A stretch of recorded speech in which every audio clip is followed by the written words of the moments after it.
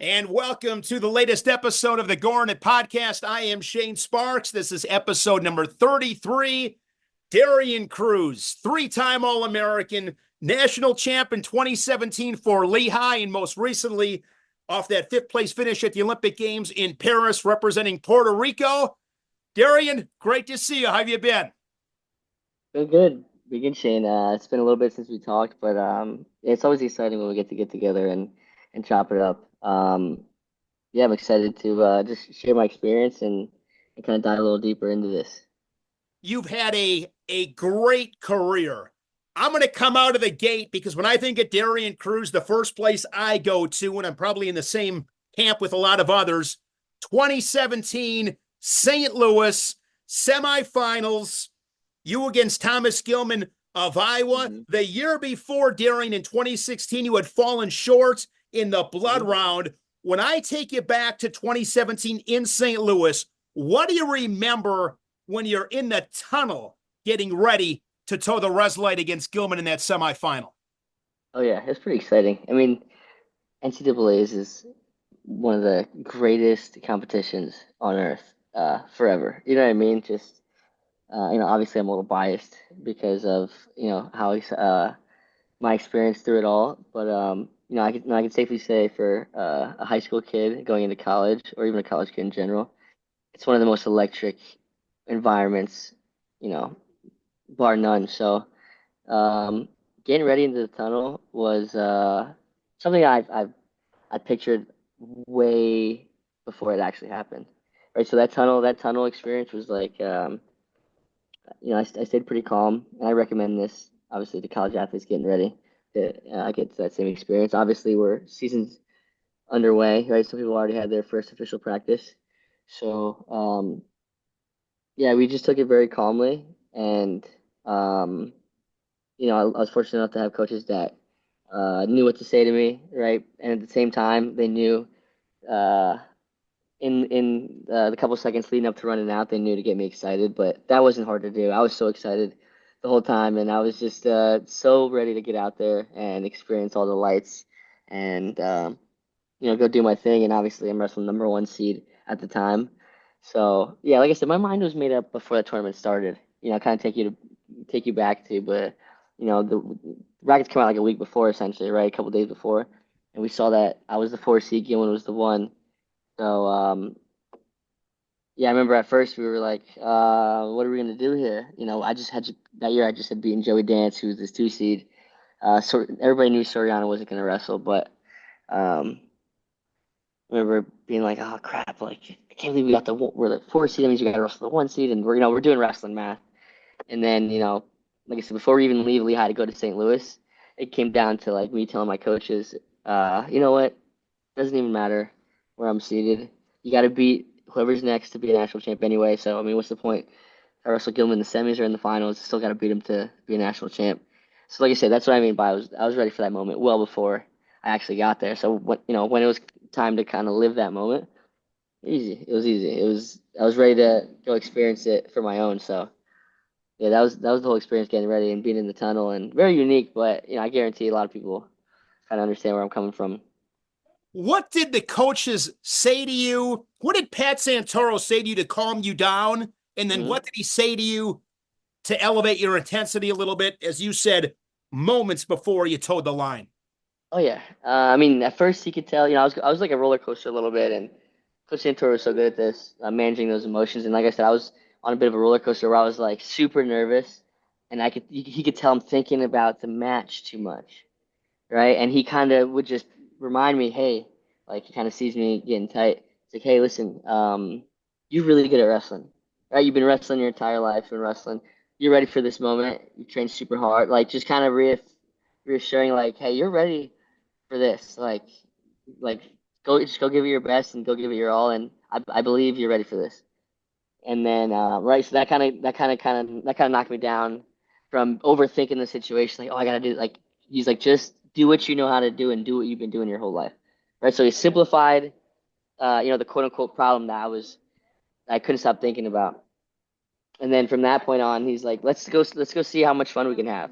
Like you're in the national semifinals, you have the chance to do something pretty incredible. like let's like shoot for the stars, right? That's that type of motivation, and then that just got me fired up. And yeah, it was an electric match. I mean, you know how it went.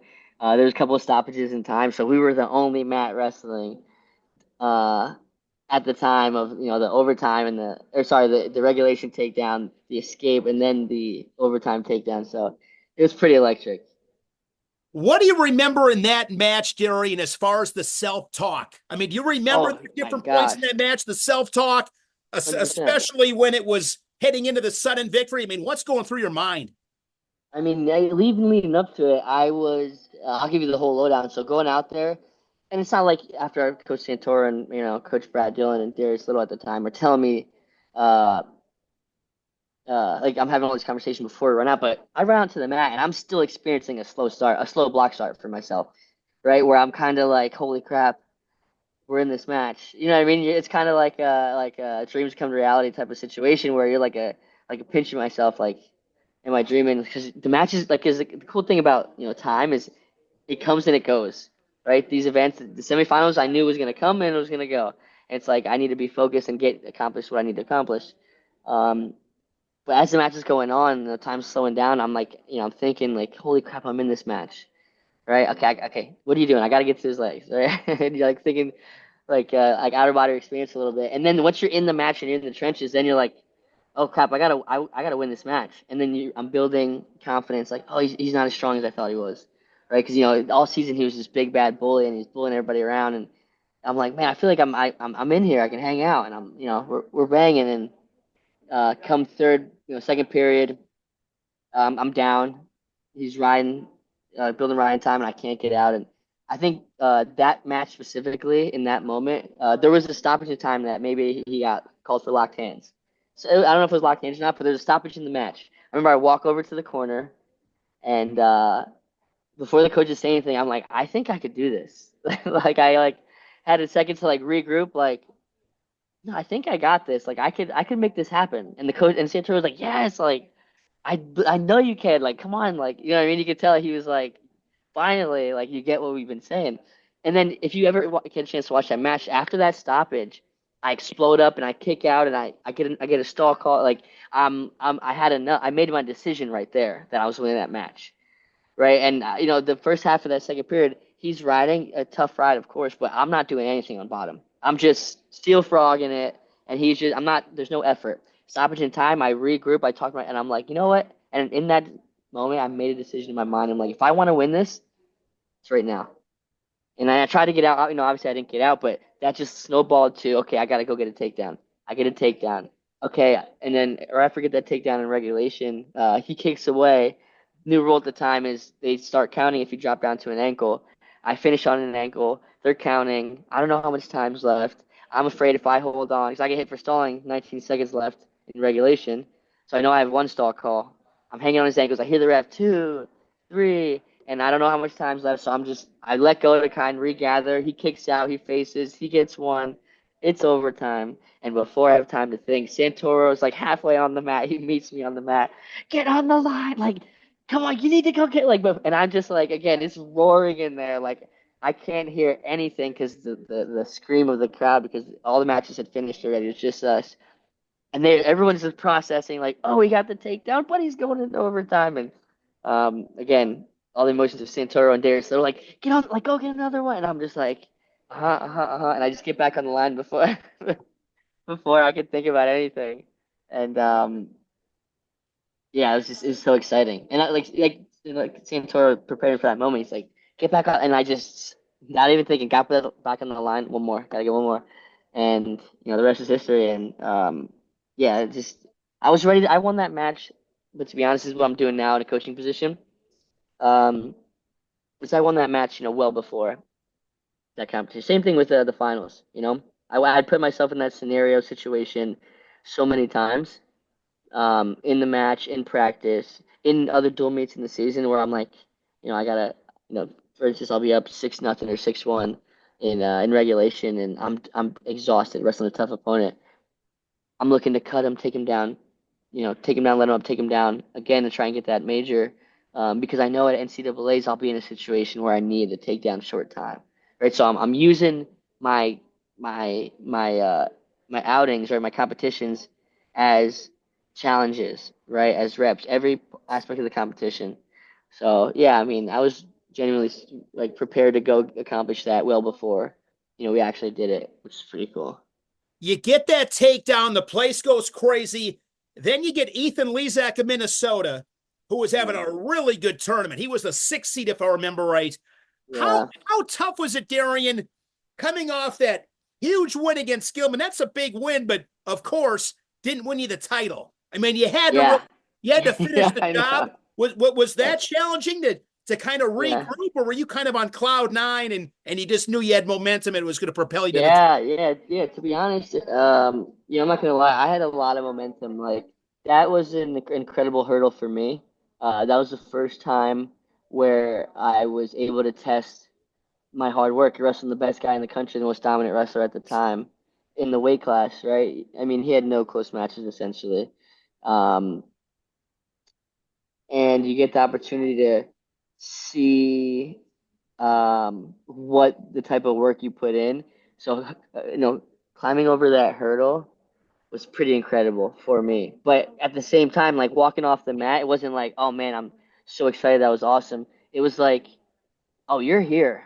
Like you've arrived, right? You can do this. So all the like the manifesting and like the you're in the trenches, like, I want to be the best. I want to be the best. You're telling yourself national champion every day in the room leading up to the competition, right? From preseason to end of season, you get to that hump and you're like, oh, how far can I push my limits?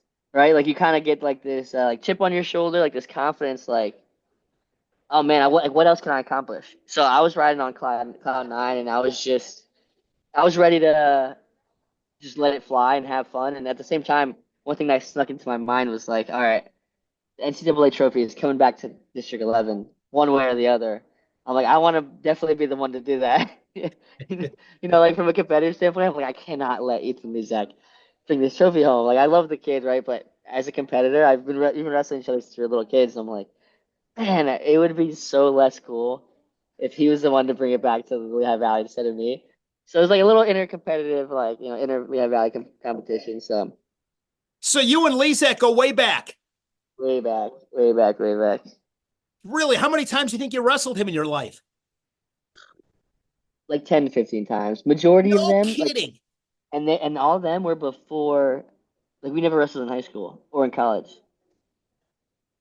So Wow. think about that. So we wrestled, no, we wrestled twice in college. So I would say like we wrestled 12 times as little kids. Every year we wrestled in the finals of the VEWL, which is like the District 11 championships from K to 6, pretty much every year. And then in middle school a little bit. And then in high school he was big, he was AAA, I was AA. So we never wrestled. And then in college we wrestled at Scuffle that year.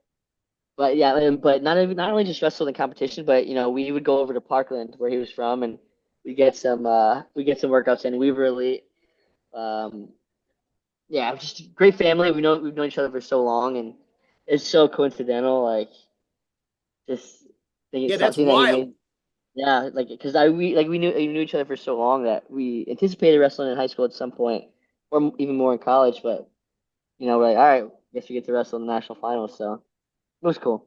What do you remember from getting your arm raised and then being on the podium and hearing your name announced as a national champion?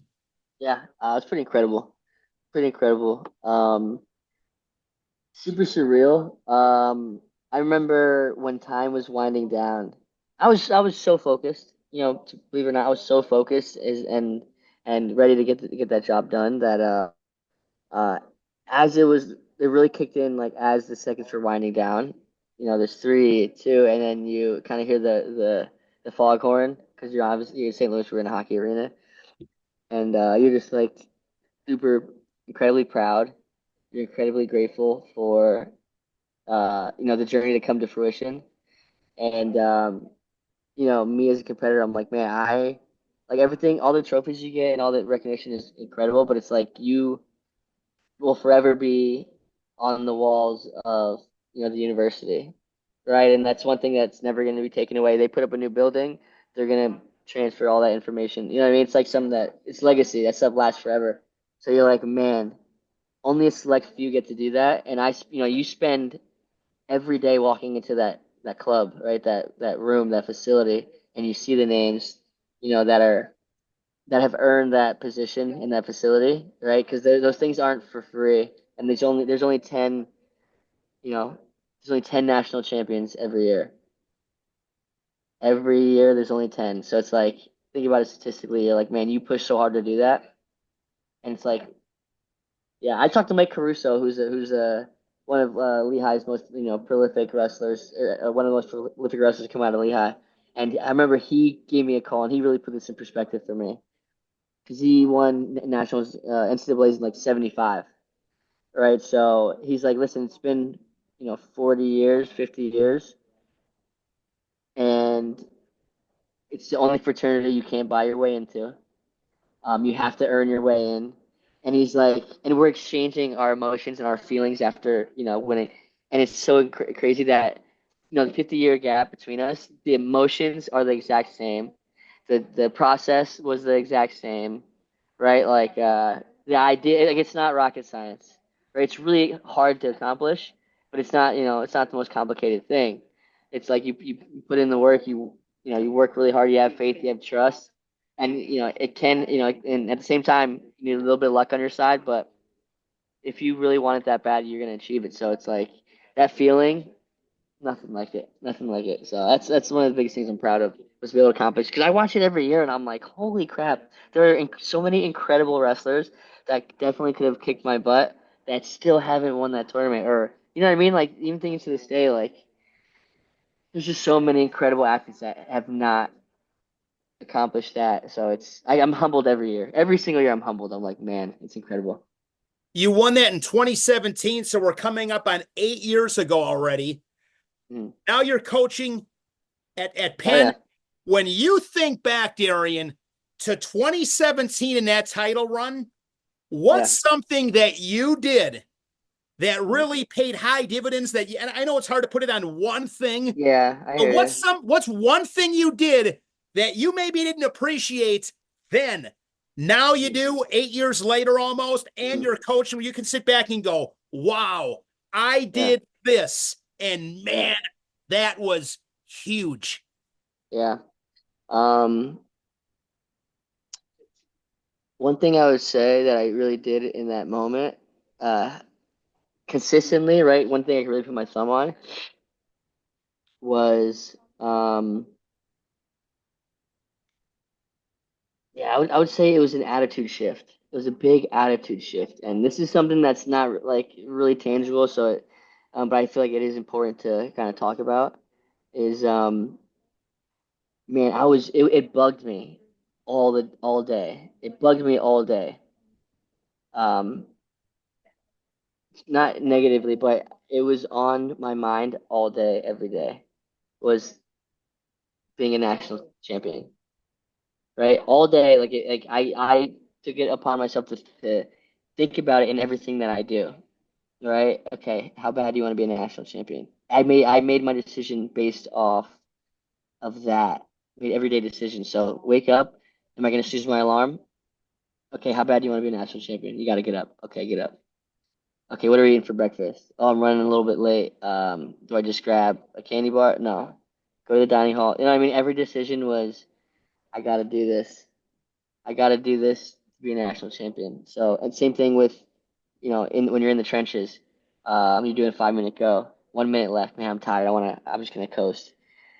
All right, I got to be a national champion. I got to push myself to go get one more takedown, two more takedown. Everywhere from diet to how I talk to my teammates, right? I didn't allow any negative talk in the locker room, right? So, it may have been super corny, but I would just nip all that stuff in the butt in the locker room. Like, hey, we're trying to be national champion. Like, so I'm talking about it more. Um, yeah, I just kept reminding myself and everybody around me at in the moment for that year was like, normalizing that conversation and using words like, so it's self-talk, right? We're talking about a lot of self-talk. So a lot of self-talk, and not just self-talk for myself, but self-talk for the team. So talking more in present tense when I'm a national champion, right? When I'm an All-American, right? Talk it into existence a little bit, and you start to normalize that. And yeah, so I would just say one thing that I did was think about it constantly, not in a detrimental way, where it's looming over you, but when it came down to decisions, I based every decision on, okay, is this going to help me be a national champion? And I made it black or white. I made it black or white, made it yes or no, right? And uh, majority of the time, I found like as I narrowed it down, I found myself doing everything I was doing was to be a national champion. Every little thing that I did was to be a national champion. So it's just reframing the mind and wiring it that way. During your 5 years at Lehigh under Coach Santoro, what's the most impactful conversation you two ever had? It's an incredible question. That's an incredible question. That man, that's my guy. Coach Santoro is my guy, and he took a chance on an undersized 25-pounder, and everything I accomplished in that era, Santoro was incredible at connecting with you because he also wanted you to be a national champ as bad as you wanted to be a national champ. So he felt with you when you had tough matches. He felt for you, right? When you were frustrated in the room, he knew what to say. So a lot of things he said was just, for me, was to keep instilling confidence in me. Not to be honest, like sometimes I'd, workouts before dual meets, I'd just be like, Coach Pat, sitting on the wall next to him, like, I have no idea what I'm doing. I am so bad at wrestling. Like how it is. You get so hard on yourself, and I'm like, dude, I'm so garbage at wrestling. I feel like I don't know what I'm doing, this and that. And then you get a conversation with Santoro, and one of his quotes is just like, Darian, if we train in the fire every day, right, and it gets really hot, but when you're tossed in the fire, nothing changes because we've been training in the fire. And it's like you think about it, and you're like, and he's thinking about it, and he pauses, and he goes, "So you're training in the fire right now, all right? So embrace it, get comfortable, and struggle in there, and and figure it out, right? And figure it out, and don't get frustrated. Just continue to grow in that fire." And I have some of the most, some of the most dominant dual mates I've ever had. Like I remember specifically, I had one of the Terrell brothers the next day after having one of those practices where I felt like garbage. I ended up coming out and majoring, one of the Terrell brothers. You're wrestling a dual meet where American University isn't, and at the time wasn't the greatest, and they only have pretty much one good guy, and you don't want to be the guy on your team to to wrestle the best guy and lose. So I'm getting all worked up. Ah, Coach, like we're practice before the match. Coach Pat, like I'm wrestling a good guy. Like I'm freaking, I can't buy a takedown in practice right now. I'm super frustrated. I'm terrible at wrestling. The slippery slope. And he's laughing at me, and he's like, he lays a quote down like that. And then another good quote that he said that he uses is sometimes he's just like, so what? I'm in a complaining tornado, and he's like, I don't care. And like I remember as a freshman when he first used that on me, I'm like, I got really emotional. Like, Coach Pratt, what do you mean you don't care? Like, I'm supposed to be your guy. Like, what I mean? I'm hurt. I'm struggling over here. And he's like, no, I mean, I care for you, Darian, or I care about you. I just don't care about your excuses. And I'm like, still puzzled. He's like, because the guy you're wrestling also is not going to care. So he even tricked me. He's like, just okay, take your shoes off. You won't wrestle today. Don't worry about it. We'll pull up. We'll pull in the second string and we'll pull him up and just take today off. And I'm like, mind tricks, and you know what I mean. And he's really good at that, and he's really good at putting things in perspective. And yeah, he's really good at the Jedi mind tricks. So Man, he those had a are bunch of quotes. phenomenal, phenomenal stories. So you win it in 2017. And one thing, Darian, you're episode 36. So, I mean, I've talked to a ton of guys that have won national titles. There's another common denominator with pretty much everybody in this sport, and that is suffering and or defeat. Like, as Yes. great as the sport is, and you've tasted the highs, this sport will humble everybody. So Mm-hmm. 2018, you go to the tournament as a number one seed. and you fall in the semifinals to Soriano.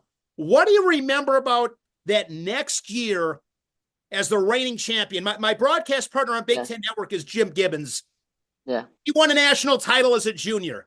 And I don't get it because I didn't live it, but he always talks about, and next time we get together, I'm going to really dive in deep with him, but he talks about how different it was trying to repeat.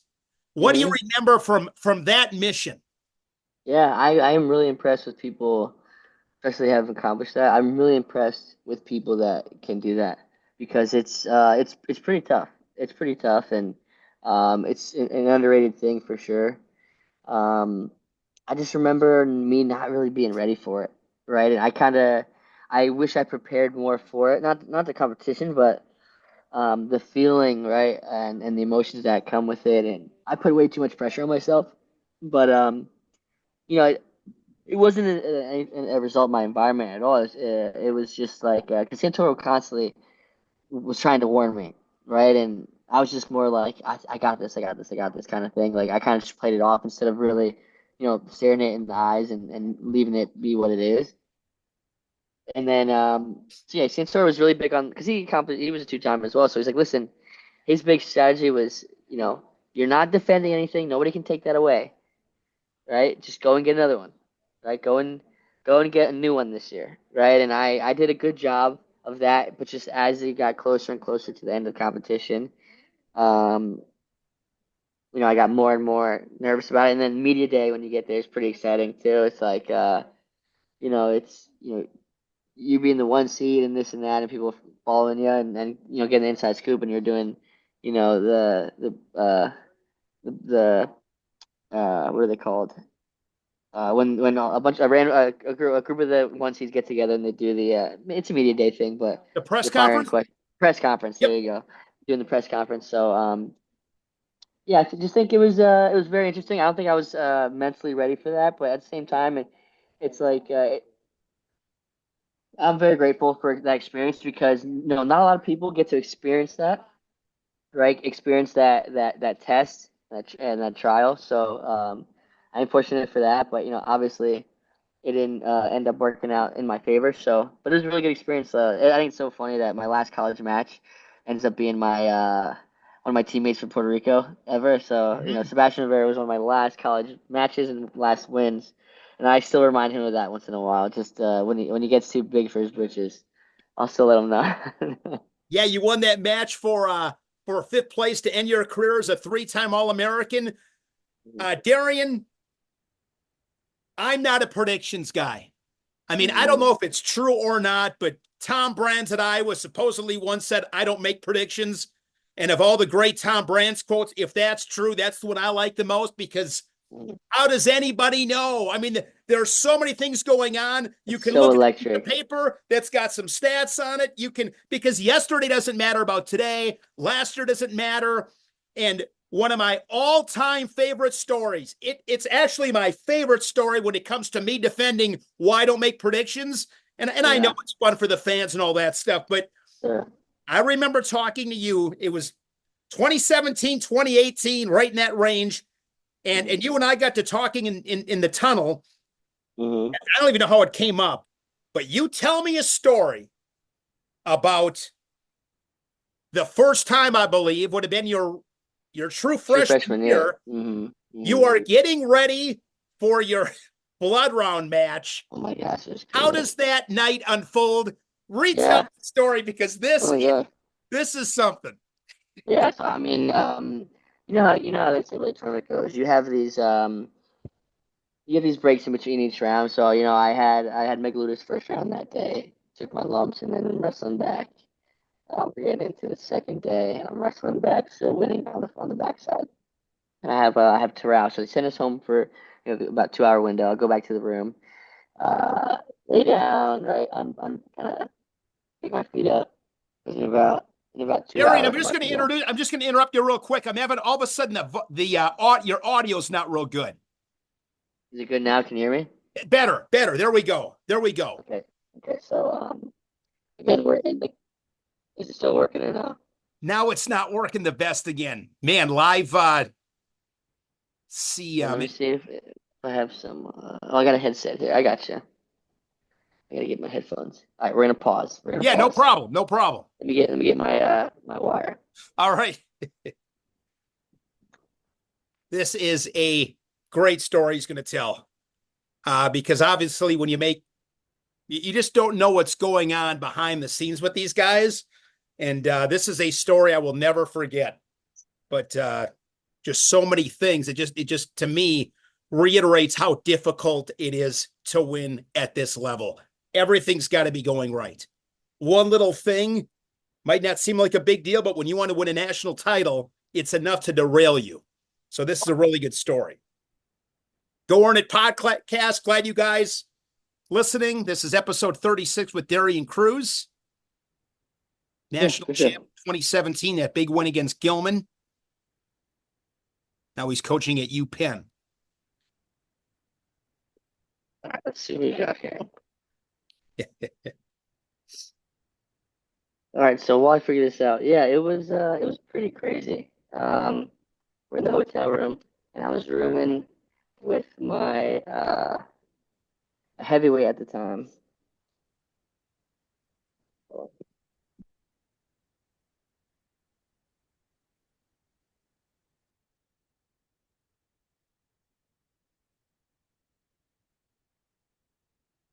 Okay, can you hear me? Better. Awesome. Awesome. Sounds We're good good. now? Sounds good. Thank you.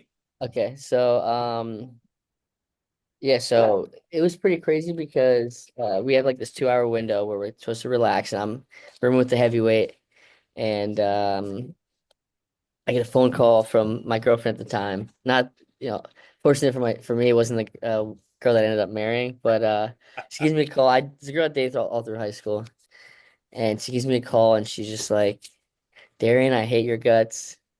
Um, I'm done." Obviously, there's some words in there that I cannot share, but she really leaned into me. And this is an hour before we're about to leave in 20 minutes to go back to the arena. I'm wrestling in the round of 12 within the hour. And I remember just sitting on my bed, and I literally was like, "Hey, can we do this like in an hour from now?" Like I'm about to go wrestle in one of the most, important, like biggest matches of my life. Like, just give me an hour. Like, you can break up with me in an hour. I was such an a-hole for that, but I just was like, I can't handle this right now. And I'm like super emotional guy, so I remember sitting on the bed, and I'm just like, one mindset just 180. I'm like, man, I can care less about wrestling. Like, what am I gonna do? And I remember I started crying, and my roommate at the time, again, still one of my best friends to this day, Who is that, was Darian? Max Wessel. He's a Okay. heavyweight. He was an All-American for Lehigh. Incredible guy. So Max is just like, and he's an upperclassman at the time. Again, I'm a true freshman, like 17-year-old. He was like he could tell he was so uncomfortable, and he was like, but he was responsible for me because I was just a freshman, and he's like, "Hey, we gotta go. Like, we gotta get on the bus." And I'm like a mess, right? I'm like, "Dude, like, I don't even care about wrestling, man. Like, what the heck am I gonna do?" And he's like, "Listen, that will be here, right?" And like, I talk about surrounding yourself with the right people, but he's like, "That will be there after this. This opportunity they have is, it's gonna come, it's gonna go. So let's like get your shit together, man. Like, you have one, in about 20 minutes, 30 minutes, you're gonna wrestle like a 7 minute match, and then you're good to go." But I think it was really good. It worked in my favor. I was not no longer thinking about the match, and I was like in this frustrated spot where I'm like, man, like, I don't care who this guy is. I'm just gonna go wrestle. You know what I mean? And it was a very great situation. But yeah, my girlfriend through high school broke up with me at the time, and me being a mature adult now is definitely my fault. But it's funny because you never know. Like, talking about predictions, you never know what's gonna happen. It's so funny. Santoro talks about this all the time, like especially in like his package to prepare us for the national tournament. He's like, you never know if a guy's hurt, if he's failing school, if has family problems, if his girlfriend's breaking up with him, and I was just one of those statistics that he was talking about. So it's so funny that I got to live it, but I ended up going out there, getting the job done in an incredible fashion as well, and in a ride out situation. And it was an electric match. It was so fun to, watch back, and even more fun to live it. But yeah, man, you never know. And that's one thing, like I said, Santoro talks about a lot is there's a lot of guys in that bracket who want to quit. right? A lot of guys. It's a long season, right? A lot of guys who are cutting too much weight, who are ready to be done. So Santoro framed it up as like a lot of guys are looking to quit. Very few are looking to win the tournament. You know what I mean? Like very like and you see it, right? You see it. You can see who's out there to go get it, and that's why there's these, you know, a lot of unpredictable things happen at that competition because a lot of like some people step up to the plate, right? And some people step up to the plate, and some people get overwhelmed. And I was on both ends of that spectrum, and it's like that's why I believe it's one of the greatest tournaments ever, ever. When you look at your career at Lehigh, actually, you know what? Scratch that. Your entire career. Oh yeah. At any one point, what what is a match, Darian, that for whatever reason you learn the most from? Are you talking about a type of match or a match specifically? Anything, just a match. Like I'll give you an example. Okay, okay. I was talking to Cody Brewer, Yeah. won a national title at Oklahoma. Mm. He told me that there was a match in the Big 12 finals that he listened to music. And he Yeah. said the music had him so fired up by the time he got to the match, he was exhausted. He said he never listened to music again. I hear you, I hear Like, you, I hear you. darn. I mean, I just so what's a match in your career that for whatever reason, like you Yeah. just learned a lot from? Oh, I would say that Lezak match at Southern Scuffle, that really changed. Um, Especially the year that I won, that really lit that fire under my butt. So the match I wrestled at Scuffle, I went out there and I remember before, like again, not taking anything away from Ethan, he's an incredible wrestler. I remember going out there and feeling like I just didn't want to. It's the first time like I could really say I felt like I didn't want to be there. I was just like, oh man, I'm not. I don't feel like doing this. I don't want to wrestle back. I don't want to, wrestling for, fifth and sixth. I think at the time I'm like, long day. I just want to go home. I really felt sorry for myself, to be honest. And it was just like it's gross even just thinking about it. But I remember walking to the match. I'm on my feet, just hanging out with him. Right, nothing happens. We go into second period. I pick down. He turns me. Third period, he's up for 4-0. He picks top. Very boring match. His match. Not saying that he's boring, but just I didn't do anything. And I remember that happened in Scuffle, and I had a class at Lehigh that I took that semester, and it was abnormal psychology. It was every Monday, 7 to 10 at night. So after workouts. So I'd go from practice to dining hall to that class. And every time I got to that class, like every time, sit down and class starts at 7, I would watch two matches that I wrestled in before I started that class every time. So unfortunately, I'm sorry, professor, I wasn't paying attention for the first 20 minutes of class because I was watching open my sit in the back of the room, open my laptop, and I'd watch uh, Darian Cruz versus Nick Soriano because I wrestled him opening dual meet or one of the opening dual meets against Penn State, and then I'd watch Darian Cruz, Ethan Lee's Southern Scuffle. I'd watch those every Monday The before I same did it. match, those same Same two match, matches every same week. two, And every why week. those two? Those are the only two losses I had that year. Okay, so you just watch the losses. I'm like, what did I do wrong here? What did I do? And then those emotions, me being an emotional guy, those emotions rush back to me. Like, I'm feeling sick to my hands are getting clammy before I'm watching the match. You know what I mean? Like, it's like, I felt all those experiences again. And then as more and more I watched it, the more I could watch it, just being calm and really analyze. All right, man, I did this wrong. Like watching the Lezak match, like, man, I didn't do anything on my feet the whole time. Like, no one, like, I'm easy to beat when I'm not offensive, right? It's not complicated. Darian, for hanging out in front of the guys want to slow the match down, so they're not, they want to be in the least amount of point hole that they can be. And so it's so cool. It's so funny that I happen to watch that match every day, and I end up wrestling Lezak in the national finals. You know what I mean? Like, so I watched it so much that in my head, and I'm like, oh, it's an um, easy fix, easy fix. You hang out with you let him wrestle his match, you're gonna lose. So going into NCAA's again, I watched that match so many times in my head that I had already figured out what I need to do to win.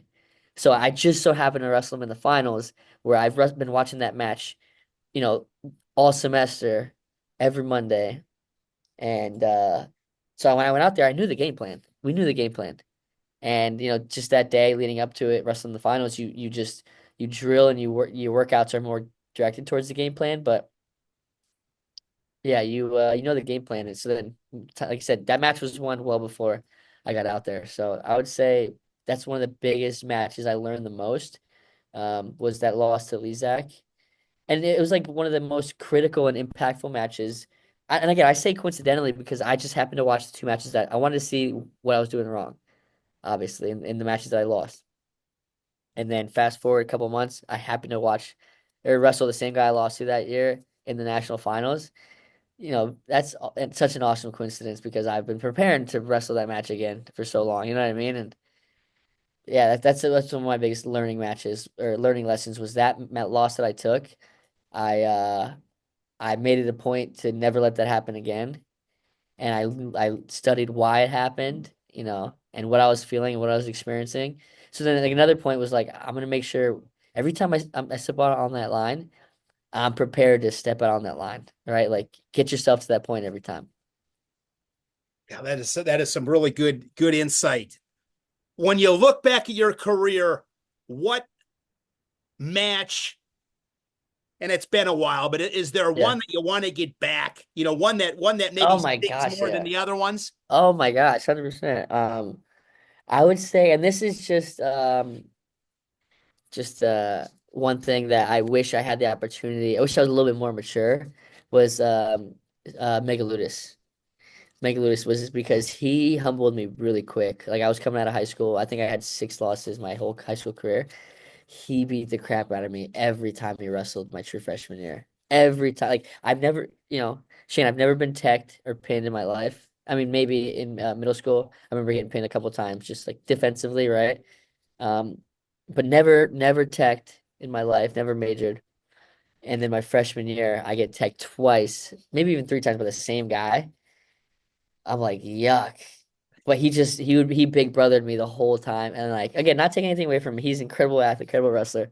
But I would love to see after I developed how I could handle his pace and his flexibility. And I think it'd be a lot better match. So that was one I think personally I would like my pride would wants to get that one back because I think it'd be a lot more fun now. Like I got to play with around with him a lot when I was with Team USA and I was wrestling at the OTC, and I remember like I never talked to him about it, but constantly thinking in my head like, man, you just got me when I was young. You got me when I was young. I think it'd be different now, but nah, he's incredibly good guy as well. We know each other pretty personally, so I always like to jab at him like, you're lucky you got me while I was a puppy. So Yeah, you're a true that's what I want to get freshman. back. That's another great story that you have, Darian. True freshman year, you lose to Megaludis at the tournament, and then you go five, and I think you win five Yeah. matches to Oh get on yeah. the stand. Like, what do you remember? I mean, you're a Oh true yeah. freshman, Oh yeah. Oh maybe yeah. not old enough to know any better, but Yeah. you figured it out. Yeah. Like to be honest, like that's one thing that just Santoro and Brad Dillon were just really harping on was like, hey, um, and they believed in me the whole time. I didn't have a single top 20 win all year. Not a single top 20 win. And I had came out wrestling the 3 seed. And that year the 4 seed got upset as well. So I ended up wrestling it was a guy from Air Force, Martinez. I wrestled him pretty early too. So after again not beating a single top 20 guy all year, I after losing to Megaludis, I think I beat 4 top 10 guys in a row, and just one match at a time. And Santor and Coach Brad Dillon constantly believed in me, and they kept reinforcing like, hey, a lot of guys are looking to quit, right? Give them a reason to quit, right? You don't really cut anyway. I weighed 121 my freshman year at NCAA's. And he's like, it's like the push was like, hey, you're not stressing over a weight cut. Like, just go out and make these guys quit. Like, just keep pushing on. And to be honest, I like to think that a lot of people just folded at that tournament. Obviously I did some things well, but he was absolutely right. The coaches were right. I feel like just guys were, you give them a good enough push and they're gonna fold. Let's talk about the Olympics. Oh So yeah, a couple months ago, you're wrestling for Puerto Rico. Top of mind when I say Olympic Games in Paris. What does that yeah. mean to Darian Cruz? Electric, right? The Olympic Games were electric. That experience was unbelievable. It was incredible. I After experiencing that, I was planning on going into the Olympics. I think I did an incredible job of being where my feet are at and not having no expectations, no anticipation. We were qualified 4 months before the actual games, so I was very intentional on being where my feet are, and every day is not, I got to win the Olympics, but every day is how good can I get in time for the Olympics? Like, how good can we get? So then come Olympic time, Olympic experience, it was all a fresh. Again, I had no expectations, no anticipation, nothing. I was just like, when it gets here, it'll get here, and then I could experience it. And so I didn't look into it. I didn't do it. I just stayed focused on task at hand. So when we get to the Olympics, man, it was incredible. It was like everything from get to the airport to fly out there to arriving in the airport to the opening ceremony, the closing ceremony, the interactions, the experience. I got to genuinely experience it for what it was and when it was. You know what I mean? I took it at a day at a time, and man, after getting there and getting so close and experiencing that and being in that environment, and I'm sure you've been to the World Championships or at least watch, it gets crazy in there. And, you can imagine the Olympics where it's that much more meaningful. There's three mats and everyone knows exactly what's going on, exactly what's at stake. And, yeah, it was just incredible. It's What really was your incredible. favorite part? Um, One of my favorite parts, I have two. I mean, running out for every competition, like every rep was incredible. Like you just feel it in there. And I remember my first time I ran out, I ended up pinning that guy from Egypt. But I remember running out there, like I remember them saying, it was my first match. The guy in the tunnel comes back, is like, hey, countdown 2 minutes, okay, 1 minute, okay, 30 seconds. And it's in broken English, but he's like, hey, when you get out there, they announce your name, you stand in front of the doorway, stand there for 5 seconds for the TV, the camera, and then you walk out to the mat. Okay, okay, okay. All right, you're on in 10. I walk out and I'm getting ready to go. They announced me. I'm standing in the tunnel and I'm just like, I'm excited to go out there. I'm like bouncing around and I stop for a second and then they're like, okay, they give me a thumbs up to go. And I just start running because I'm so excited. Like, I want to get going. So I start running to the mat, right? And even though they told us to walk, and the camera guy is doing an incredible job of like backpedaling, keeping, staying on balance. And, I apologize, even though they told me not to run, but I was so excited. Um, then you feel it all. You feel it all, and then I was so fortunate because Coach McCoy was like, "Hey, he's been to two Olympics. Yep. He's like, hey, it's gonna be bananas out there. Make sure you soak it in. Then pull back in and focus up. Okay, okay, okay, okay." I get out there and I'm like so excited. I'm like a dog. I just like I'm looking around and I'm like, okay, be focused. Because I'm like I hear my family, my wife, my my daughter, or my daughter, my son. I hear a bunch of yelling, and I look up for a second just to soak it in, and then I remember consciously bringing it back in and being like, all right, I'll find my family after the match. Okay, let's focus. And I got it.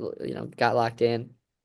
Um, Scored a takedown, put him on his back, pinned him, and then I got up and I could look out into the crowd and experience it. I looked out, saw my family, celebrated, really could see how incredible the venue was, and yeah, it was electric. It was like the whole experience was electric.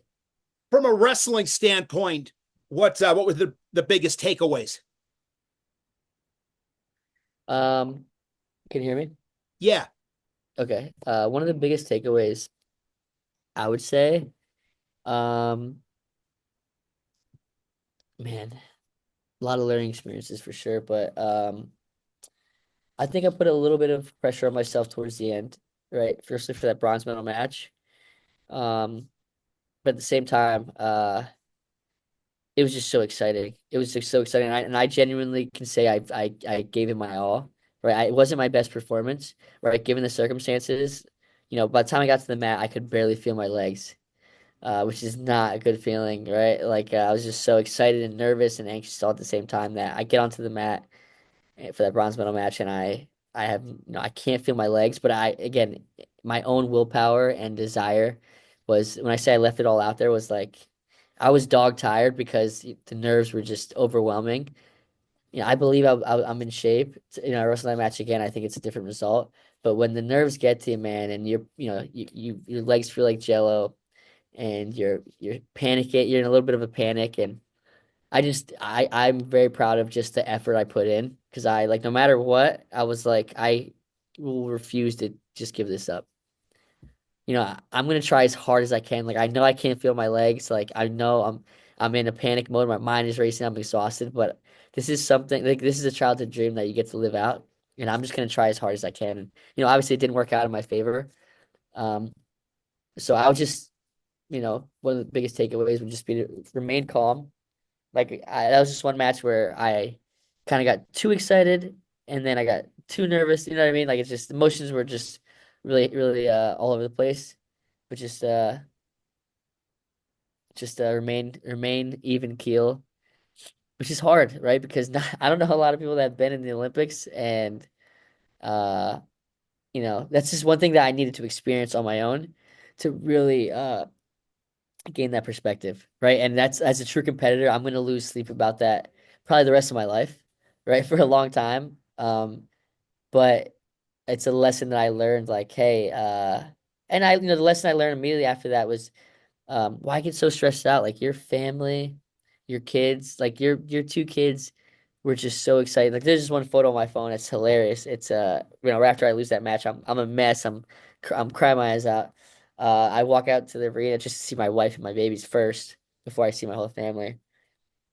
And my daughter sees me crying and she just starts crying because she's only 3 years old. I'm sure she doesn't understand the magnitude. She sees her dad crying and I see that and I'm like there's a picture of me squatting down comforting her, right. I'm wiping her tears and you can tell she's emotional. And then over our shoulder, like right behind us, it's my wife holding my son and my son's just laughing at us. You know what I mean? Like it just puts it in perspective like your daughter, your family just loves you for who you are, right? And the wins and losses don't matter.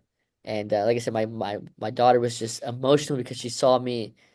For me, the reason I was what I was because I was emotionally invested in my entire life, like right, like I'm very emotional about it, and she's just feeding off of this emotion, and she's just, Daddy, why are you crying? She starts bawling her eyes out, and I'm telling her like, listen, it's okay, like I'm, I'm incredibly proud of what I've done, what I've accomplished, and trying to teach her a 3-year-old a life lesson that you just experienced less than 5 minutes ago, right? And this culmination of a lifetime's work, and you're trying to explain to your 3-year-old daughter and that's when I really realized I'm like talking to my daughter, I'm like, listen, I'm so grateful for you guys to be here. I'm so grateful for you guys to be here, and um, I couldn't have done all this without you. But I want you to know, Daddy's gonna be okay, and you know, the sun's gonna come up tomorrow, and I still got you guys. You know what I mean? Like just little things. Sure. And again, in that photo, you can see in the background my son's just laughing at us because he's just happy to see his dad. You know what I mean? It's just like a happy baby who's, oh, dad's here. And it just puts it in perspective, that kind of stuff. That this might mean the world to me, but I also mean the world to my two young babies now. So it's like, what are you getting so worked up on about? It's just a 2-3 minute goes, 30-second break in between. And I wish I kind of had that relaxation running out there, but you live and you learn. Like you live and you learn, and I am gonna make a push in 28, so I'm excited to have experienced that. Right? Sometimes you got to learn stuff the hard way. When you look at your career up to this point, Darian, the ups and downs, Hmm. what are you most proud of? Yeah, I can easily say, right. I'm a very selfless person. I'm the most proud to have been able to represent so much and so many with so much pride. Right. I'm genuinely grateful and proud to have been able and honored to have been able to represent, an L Hawk on my singlet for so long, to represent, the Puerto Rico flag, have been able to represent the United States for as long as I did. Um, because, growing up, I just think it's really important to be grateful for that kind of stuff, right? And be proud of that kind of stuff because, people are giving you, especially in our sport, people are giving you an opportunity to accomplish some pretty incredible things. And some people uh kind of lose that passion. So I think it's important to know why you do what you do and who you do it for. So I'm very proud of the way that I represented you know, those three organizations, companies, right? And not for nothing, but the way I represent my family, my last name.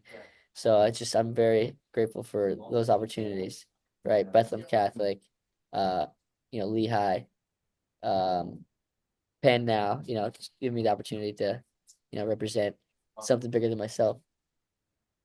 This is the Go Earn It podcast. Give me your Go Earn It moments. What's some moments in your career where Yeah. you had to learn something about yourself to get a job done? Nice. Coach Valenti, nice. Yes, He's been on here making an before. appearance. Yes, yes, and He's and great. and we talk about this a lot, me and him and I, just because being guys that have been there and done that, go earn it moment was, we can talk about that Gilman experience where you're down, 17 seconds left, 16 seconds left. And we talk about this too. That go earn it moment was worked on so many times. I've lost that go earn it moment countless times from October 1 to March 17. I've been in those trenches. I've seen that movie so many times, right? And so I was prepared with 16 seconds left. All right, you got to go earn it. All right, got to go earn it. Clear the tie, drop to a low ankle, come out the back, finish, collect two ankles, right? And then even then, right, I earned it. You got to go earn it again. You never know, right? Right? You never know. And again, I've been in that situation in practice room. Santoro, like the coaches would put it on me. Okay, I take down as a count. You gotta go get another one. You know what I mean? Like they put me, and I failed. I've fallen short so many times. But I've also accomplished it so many times. You know what I mean? So I put in the work. I started to learn how to. So then going into overtime, 30 seconds down in the overtime, and I gotta go earn it. He's done all my leg. Gotta go earn it. Hit a windmill to a switch to a takedown. So yeah, I would say that's one of my most breakthrough go earn it moments was that match in St. Louis. Couple more questions for you, Darian. Tell me about the ink. What kind of Oh yeah, tattoos do you have? What do they represent? oh yeah. So I have this guy right here. Oh, that So is it, cool. so this is if you notice these two things are on our singlets in Puerto Rico. So this is the Eiffel Tower. We still got a little bit of everything in here. Puerto Rico, the coqui frog is a native frog on the island. This is a native symbol on the island, Taino Indians. This is the Eiffel Tower. So this picture is pretty cool because this is actually a picture on from my phone, album, like my photo album on my phone. And so I have the real photo of this, and it's very similar. There's the flag, Puerto Rico flag on the back, and I got a little bit of Bethlehem star up here. Just never forgetting where I'm from. So yeah, it was something that I always thought about, being able to being honored to have the Olympic flags and carry the Olympic rings on you, and being an Olympian. I feel like I've earned that right. So it's pretty cool to be able, because you see it all the time, right? You see all these Olympians with just the rings on it and tattooed on them or somewhere, and I think it's like a badge of honor to be able to represent, the Olympic rings as well. How long did that take? Oh, it was a tough one. It was so talk about a tough one. It was 8.5 hours. I did it straight because I'm not even the biggest tattoo guy, but I know if I would have gotten up, I would have never came back because it was brutal. And then I had practice the next day, so it was. And then I had a break, but still, it was good. We were in the trenches for a little bit, but I think it was definitely worth it. Darian, if you had to take a ride from one coast to the other in a car, Hmm. you and three people that you've Yes. never met, dead or Okay. alive, you get Okay. three, but you can't have never met them, dead or alive. Hmm. What three people are you choosing to make that trek with? That's a good question. Three people I would take. Um, I would want to take somebody, right? One of the people would have to be like Gandhi, right? So like a uh uh civil guy, just to make sure because I have a lot of questions about that kind of stuff, right? And I would say I would want to take a president, right? Um, just to know, right? Not that it matters, it doesn't matter which one. Obviously, one more recent one or a president, because I want to know what's really going on in the White House. And if they're allowed to spill the tea on everything, I would want to take again a president just to see, just to hear about the real ins and outs of what's going on, what it takes to be, president of the United States and that kind of stuff. And then I would talk to one of the last people I would bring would be me personally. I would like to talk to Gable, Dan Gable. That's one guy I've never really I've met him as a young kid at a camp, whatnot, but I never knew him personally to talk to. So I mean that's something that I just would want to hear his stories because he's done some pretty incredible things, and I enjoyed talking to older coaches and hearing their experience on the demographic of wrestling at the time, what it looks like, how it's changed, what was success, just tools that I could learn for myself, right? What it looks like, um, what it looked like back then, how you guys were so successful, right? How it felt to, break through and be so dominant for so, you know what I mean? Like pick his mind on, because I think no matter, like, even though time changes and, styles and all this stuff changes, I think what reigns supreme and what continues to reign is there's something that's common in all of these championship teams and champions, right? There's something that is consistent through it all. So kind of finding where we line up and kind of what was different and what was similar. Good stuff. I had another question for you, and now all of a sudden I cannot remember it. These conversations are so fun because I'm like, you say something, and all of a sudden in my mind, I'm like, literally, it's like, I got 5 questions. I got 5 questions. Yeah. I don't know if it was some concussions growing up or whatever, but I just wish I could remember things. Oh, it was Yeah. a good question too. You were talking about Gable. Oh, darn it all. This just bothers me. It'll come back Thinking to it, you. but I'm not going to get it either. I'm not going to get it. Actually, no, I got it, Darian. I got Let's it. go. I did Let's get go. it. Let's I go. did get it because you were talking about like the evolution of the sport. Yes. What's something in the sport today, an aspect of the sport today that Mhm. you're most like passionate about? Like if there's a wrestling conversation going on and a certain topic comes up within the sport, what Oh do you yeah. I am in on? That's a good one. That's a really good one. I would say I truly enjoy, and it's interesting because only I feel like only a certain few understand this is what it truly takes, or what I like hearing what people think it takes to be a champion, right? Because it's such an interesting topic.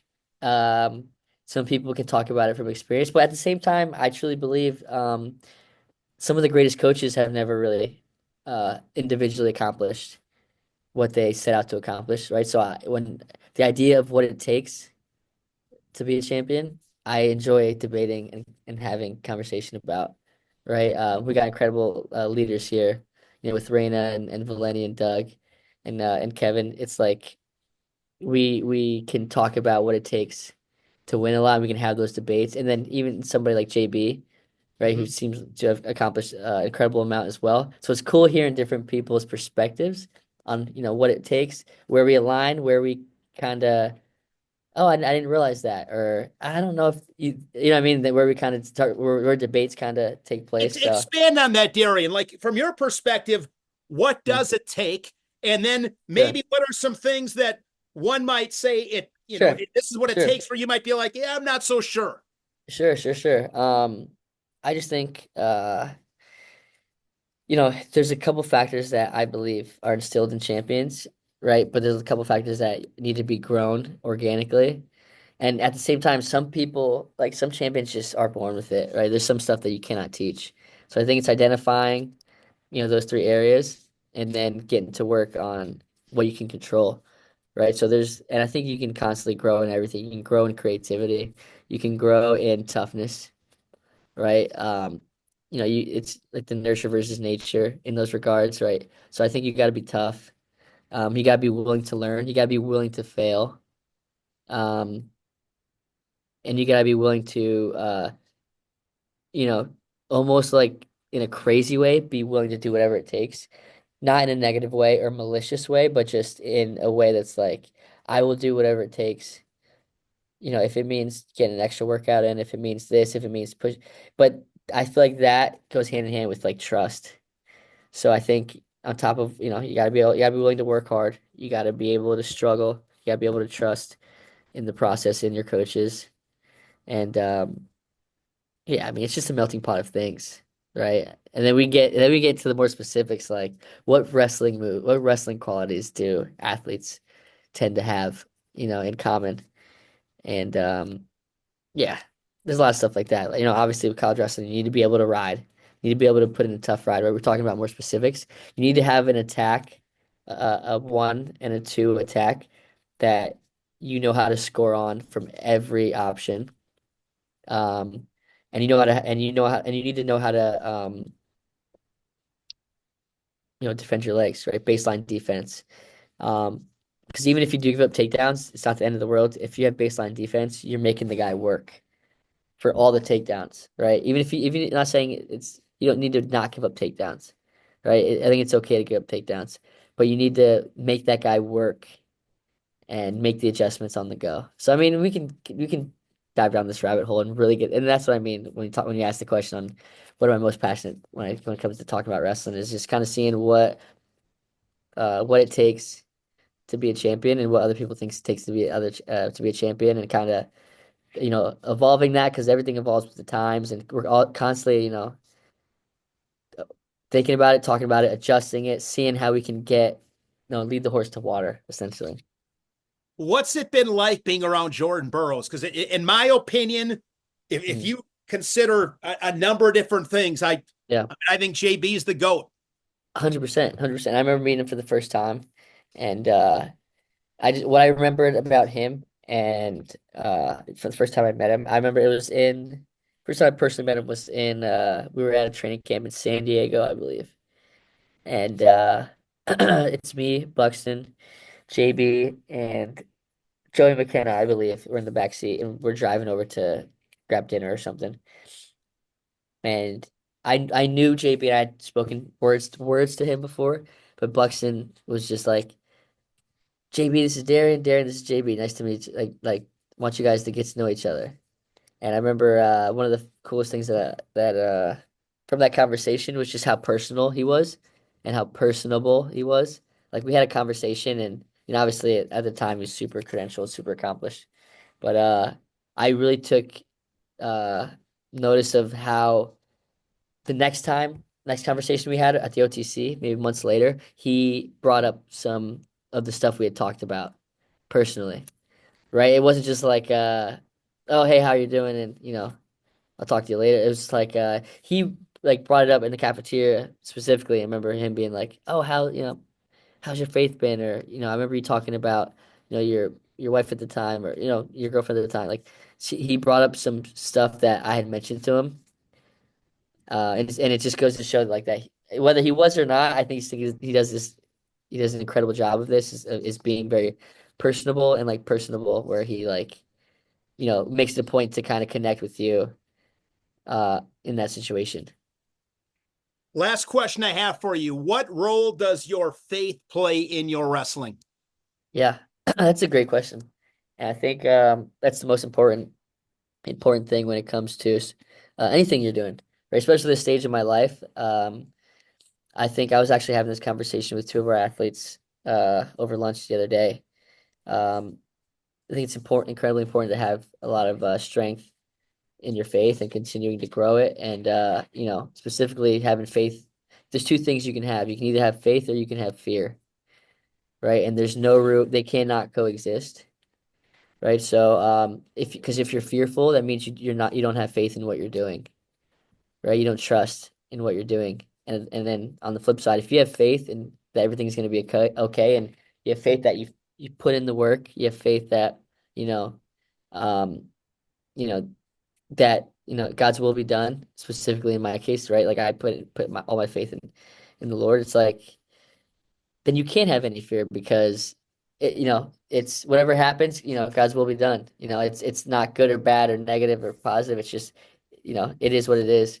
So it's like if you have faith in something, you have faith in the hard work, you have faith in your coaches, you have faith in your Lord, right? You faith, and there's very little room for fear.